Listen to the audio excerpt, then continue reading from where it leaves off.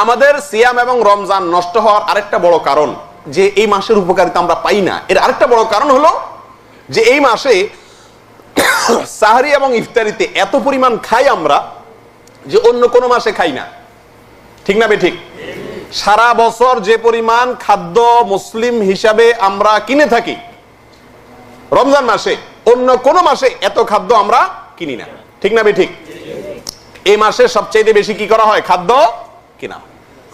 প্রিয় দিনী ভাইয়েরা, এই মাসে আল্লাহ সুবহানাহু ওয়া তাআলা দিনের বেলায় খানাই বন্ধ করে দিছে। হ্যাঁ, তাহলে হিসাবে তো আমার অন্য মাসে যদি 5,000 টাকার বাজার লাগে, এই মাসে 3,000 টাকা হয়ে যাওয়ার কথা, কিন্তু হয় উল্টা। অন্য মাসে যদি 5,000 টাকার বাজার লাগে, এই মাসে বাজার লাগে কত টাকার? 10,000 টাকা। আমাদের দেশে বিশেষ করে রমজান আসলে যেই সরকার যখন ক্ষমতা থাকে, তাদের যারা বাণিজ্য থাকে, এই বেচারাদের কাপড় চোপড় গরম হয়ে যায়, অবস্থা খারাপ হয়ে যায়। কেন? কারণ রমজান আসলে পাবলিক এমন ভাবে চিনি টানা ধরে, ছোলা টানা ধরে, বেসন বেগুন আর কাঁচামরিচ টানা ধরে যে বাজারে কাঁচামরিচের কেজি প্রত্যেক বছর 300-400 টাকা হয়ে যায়। চিনি মার্কেট আউট, ছোলা নাই, এই অবস্থা প্রত্যেক বছর হয় না? বেচারা অস্থির হয়ে যায় বাজার কন্ট্রোল করতে গিয়ে, পারে না।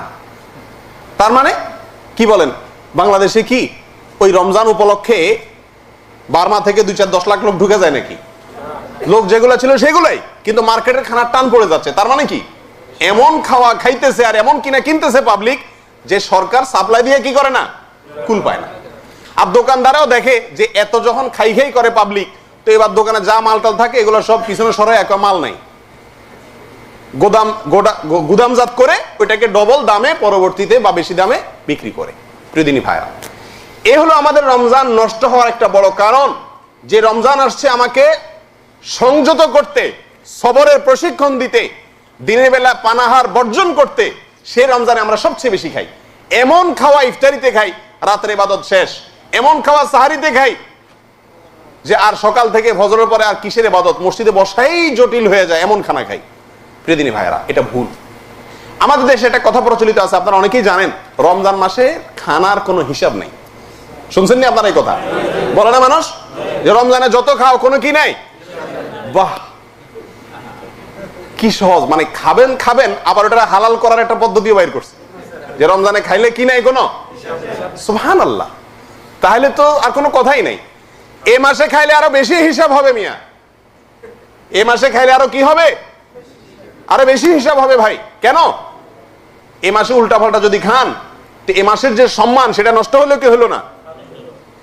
যে মাসে আল্লাহ সুবহানাহু ওয়া তাআলা হালাল কাজ, দিনের বেলা খাওয়া পান করা, এটা হালাল কাজ না হারাম কাজ?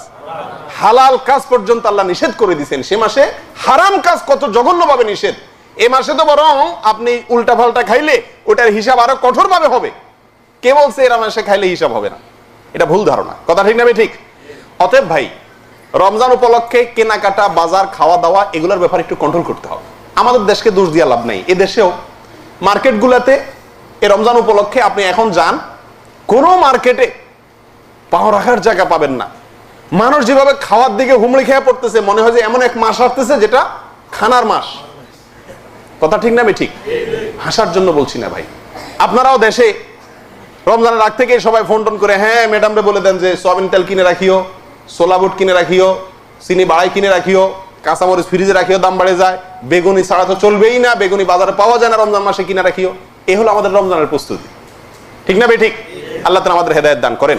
প্রিয় ভাইরা, রমজান যদি আপনি সফল এবং সার্থক ভাবে পার করতে চান, যে রমজানে আপনি শয়তানকে ওই যে কাজ করে ফেলবেন, এটা যদি করতে চান, তাহলে আপনি খাবারের পিছনে দৌড়াইতে পারবেন না। কথা বুঝে আসছে? আল্লাহ তাআলা আমাদেরকে তৌফিক দান করেন।